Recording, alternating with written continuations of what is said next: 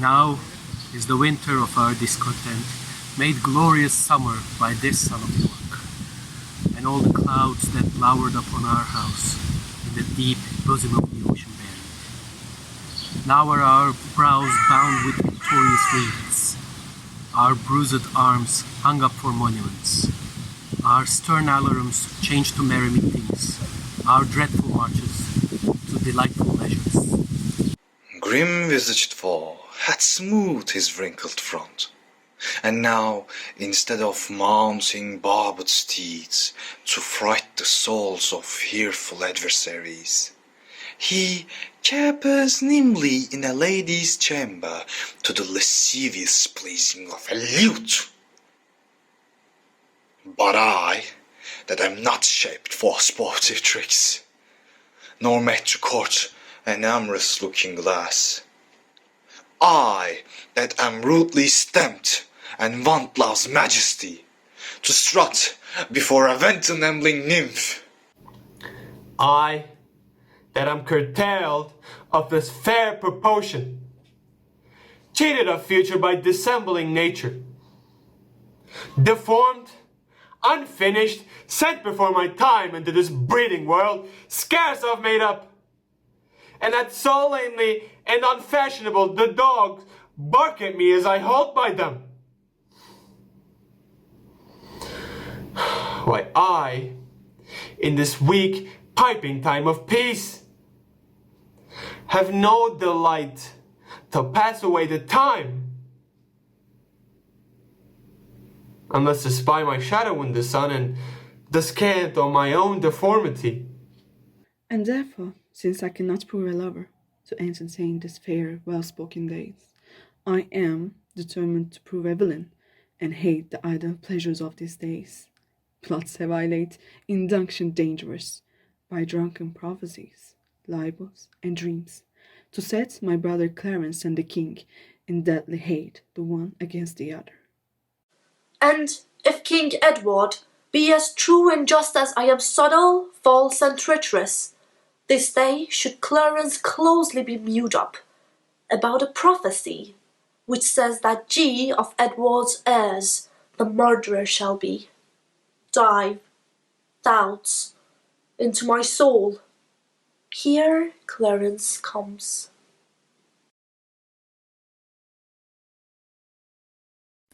All the world is a stage, and all the men and women merely players. They have their exits and their entrances, and one man in his time plays many parts, his acts being 7 ages. At first the infant, mewling and puking in a nurse's arms, and then the whining schoolboy with his satchel and shining morning face, creeping like snail unwillingly to school, and then the lover, sighing like furnace with a woeful ballad made to his mistress's eyebrow. Then a soldier, full of strange oaths and bearded like the pards, jealous in honor, sudden and quick in quarrel, seeking the bauble reputation even in a cannon's mouth. And then the justice, in fair round belly with good cape and mind, with eyes severe and beard of formal cut, full of wise souls and modern instances, and so he plays his part. The 6th age shifts into the lean and slippered pantaloon, with spectacles on nose and pouch on sight, his youthful hose, well saved, a world too wide for his shrunk shank. And his big manly voice turning again toward childish treble, pipes and whistles in a sound. Last scene of all that ends this strange, eventful history is second childishness and mere oblivion.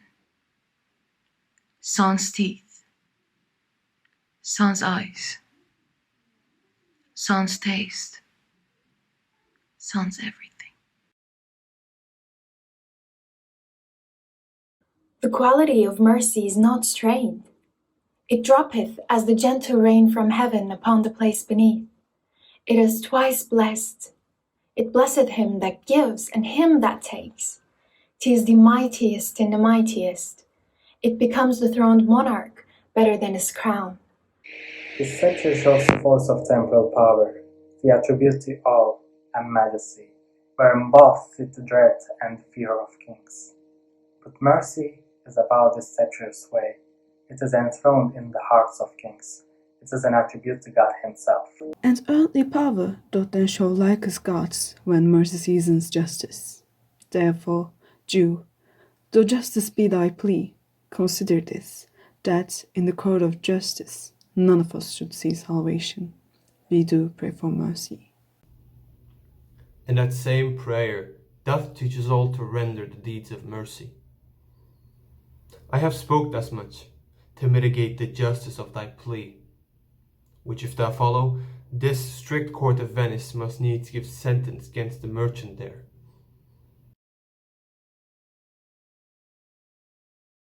But soft, what light through yonder window breaks? It is the east, and duly it is the sun. Arise, fair sun, and kill the envious moon, who is already sick and pale with grief that thou her maid art far more fair than she. Be not her maid, since she is envious.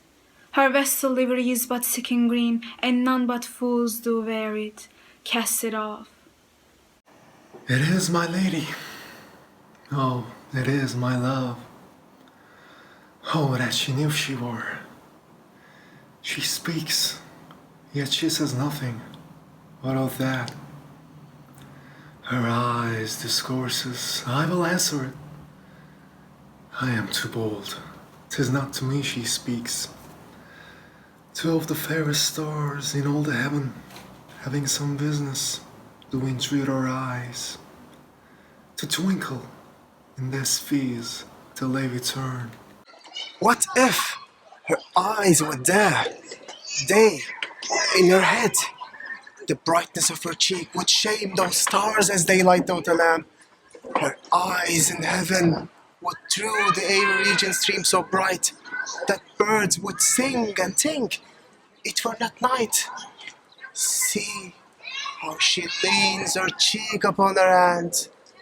Oh, that I were a glow upon that hand, that I might touch that cheek.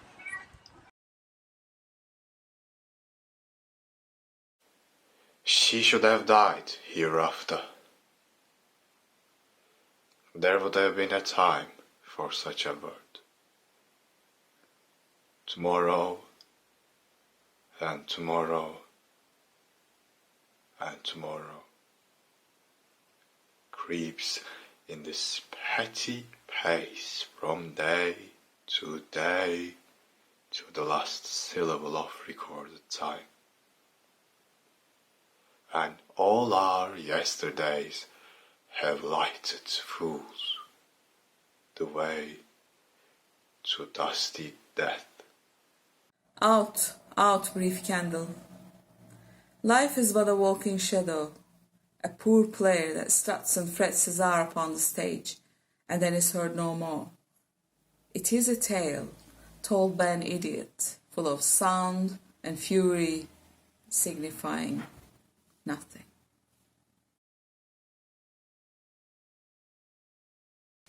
What a piece of work is a man! How noble in reason! How infinite in faculty! In form and moving, how express and admirable! In action, how like an angel! In apprehension, how like a god! The beauty of the world, the paragon of animals. And yet, to me, what is this quintessence of dust? Man delights not me, no, nor women neither. And by your smiling, you seem to say so. Thou nature art my goddess. To thy law my services are bound. Wherefore should I stand in the plague of custom, and permit the curiosity of nations to deprive me, for that I am some 12 or 14 moonshines leg of a brother? Why bastard?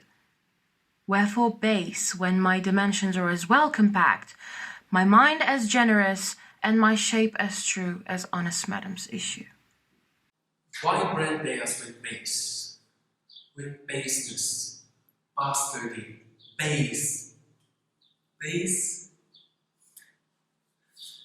Who, in the lusty stealth of nature, take more composition and fierce quality than doth within a dull, stale, tired bed, go to the creating a whole tribe of fox, got we asleep and wake. Well then, legitimate Edgar, I must have your land. Our father's love is to the bastard Edmund as to the legitimate. Fine word, legitimate. Well, my legitimate, if this letter speed and my invention thrive, Edmund the base shall top the legitimate. I grow, I prosper. Now, gods, stand up for bastards. Although the noble mind is here overthrown, the courtiers, soldiers, scholars, eye, tongue, sword, the expectancy and the rose of the fair state, the glass of fashion and the mold of form, the observed of all observers, quiet down, and I, of ladies of most deject and wretched. That sucked the honey of his music, Klaus. Now see that noble and most sovereign reason, like sweet bell, jungle of tune and hush. That unmatched form and feature of blonde youth blasted with ecstasy. Oh, woe is me, to have seen what I have seen, and see what I see.